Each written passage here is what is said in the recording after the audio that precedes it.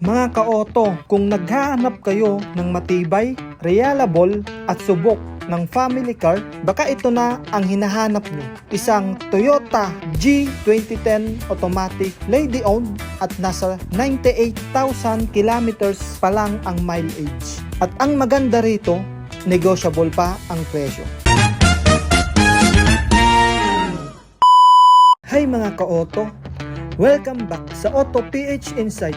Bago tayo magsimula, huwag kalimutang mag-like at mag-subscribe sa channel para updated kayo sa mga car reviews, comparisons at mga sasakyan for sale na i-future natin dito. Tara, tignan natin itong unit mula sa RSD Buy and Sell na nag-ooperate na mula pa noong 2017.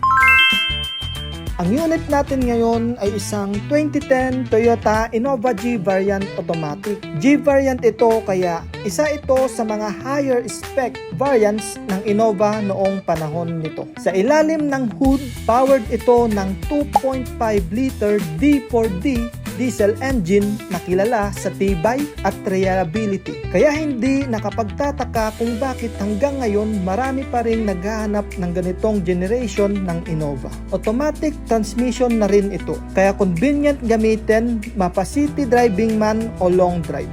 Pagdating naman sa exterior, naka-rain visor ang unit at based sa inspection ng seller, gumagana ang mga features at control nito. Isa pang magandang detail dito ay lady-owned ang sasakyan at nasa approximately 98,000 kilometers ang mileage.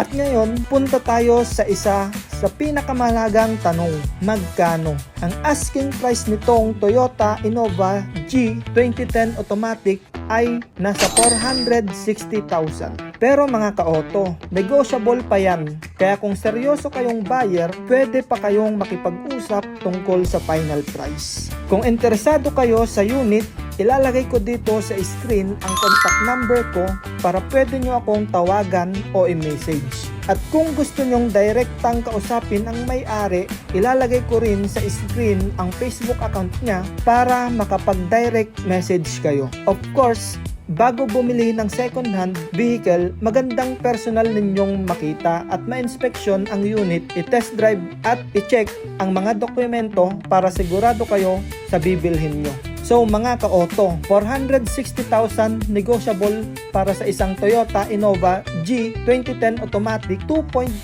D4D diesel lady-owned at approximately 98,000 kilometers ang mileage. Sulit ba o pass? I-comment nyo sa ibaba kung magkano ang tingin nyong magandang tawad dito. At kung gusto nyong makakita pa ng mga second-hand cars for sales, car reviews at comparisons, mag-like at mag-subscribe sa Auto PH Insight. Maraming salamat mga ka-auto. Ride safe palagi at magkita-kita tayo sa susunod na video.